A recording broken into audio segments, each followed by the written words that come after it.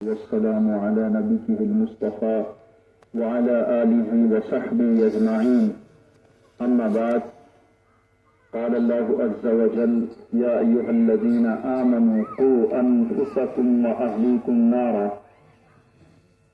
صدق اللہ العظیم. اسٹیج پر جلوہ افروز بزرگان دین، علماء اعظام،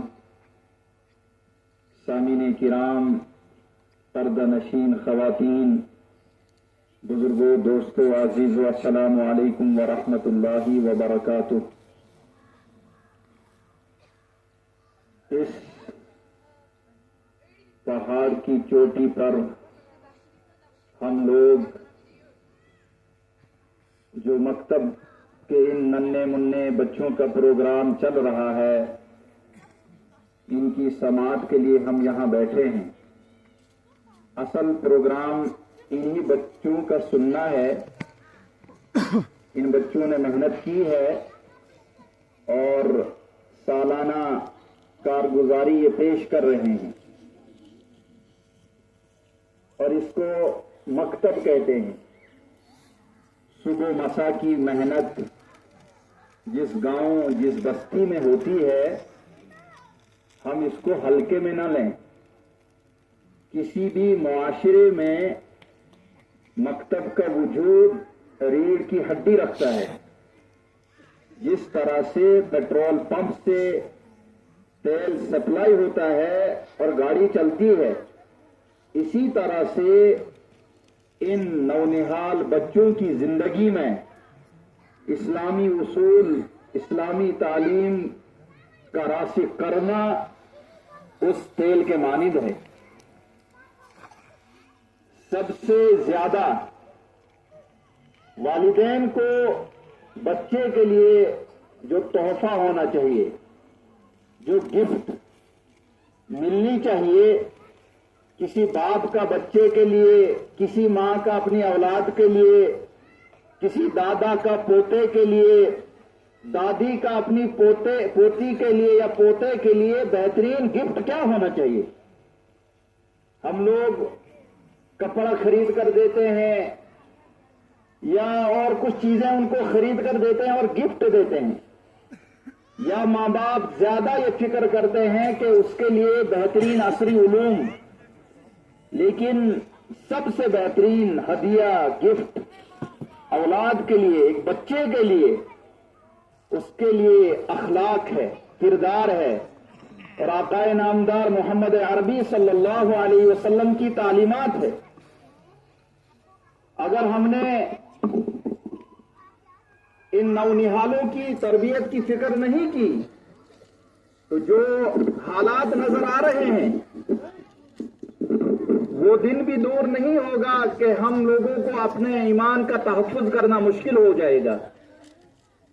اس وقت جو ارتداد کی لہر چل رہی ہے ہمارے اس ملک میں، جو کئی ایسی مشینریاں ہیں جس میں چھوٹے چھوٹے بچے، نوجوان مرتد ہو رہے ہیں، ارتداد کے شکار ہو رہے ہیں. حضور اکرم صلی اللہ علیہ وسلم نے ارشاد فرمایا: کل مولود یولد علی الفطرہ فابواہ او یہودانہ او ینصرانہ او یمجسانہ. کسی بھی شخص کا ثمر آور باغ دیکھنے کے لیے اس کو نرسری پہ محنت کرنی پڑے گی. آپ باغ لگاتے ہیں تو پہلے نرسری پہ محنت کرنی پڑے گی. اس میں کیڑا تو نہیں لگا ہے، اس میں وقت پہ کٹان کرنی ہے، اس میں دوائیوں کا چھڑکاؤ کرنا ہے، تب جا کر وہ بہترین پھل دے گا. یہ بچے فطرت سلیم لے کر آتے ہیں، اور یہ چھوٹے چھوٹے ننھے منھے بچے ہیں، یہ نرسری ہیں. اگر ماں باپ ان کی فکر نہیں کریں گے تو کل یہ آپ کے لیے ثمر آور باغ نہیں بن سکتا ہے. یہ باغی بن سکتا ہے، سرکش بن سکتا ہے، چور اور ڈاکو بن سکتا ہے. ایک واقعہ کتابوں میں ہم نے پڑھا ہے کہ ایک چھوٹا سا بچہ تھا اور یتیم تھا. ماں نے اس کی فکر نہیں کی. اس کی ماں بھی بے دین تھی. اسکول جاتا تھا، چوری کرتا تھا، کبھی کاپی لے کے آتا تھا، کبھی پینسل لے کے آتا تھا، کبھی بسکٹ لے کے آتا تھا. ماں بھی بے توجہی سے گویا کہ اس کے معاون بن جاتی تھی. اس کی ماں نے بھی منع نہیں کیا کہ یہ آپ کہاں سے لاتے ہو. وقت گزرتا گیا، جب وہ بڑا ہو گئے تو ایک بہت بڑا چور اور ڈاکو بن گیا وہ. اور اس عدالت میں اس کے اتنے کیسز بن گئے کہ اس کے لیے قتل کی سزا ہو گئی کہ اس کو پھانسی دی جائے. جب یہ حکم ہوا کہ اتنا بڑا ڈاکو ہے، پھانسی پہ چڑھانے کے لیے اس ڈاکو سے کہا کہ آخری تمنا کیا ہے آپ کی؟ تو اس ڈاکو نے کہا مجھے آخری تمنا یہ ہے کہ میں اپنی ماں سے ملوں. اور کتابوں میں لکھا ہے کہ جب وہ ڈاکو اپنے ماں کے پاس گیا اس سے ملنے کے لیے تو فوراً اس نے ماں پہ حملہ کیا اور یہاں منہ سے اس کو پکڑا، جبڑوں سے اس کو دبوچا. اس کی ماں چلانے لگی اور وہاں لوگ آئے اور اس کے بعد اس چور سے پوچھا گیا تو اس چور نے کہا کہ سب سے بڑی مجرم یہ میری ماں ہے کیونکہ اس نے میری صحیح تربیت نہیں کی.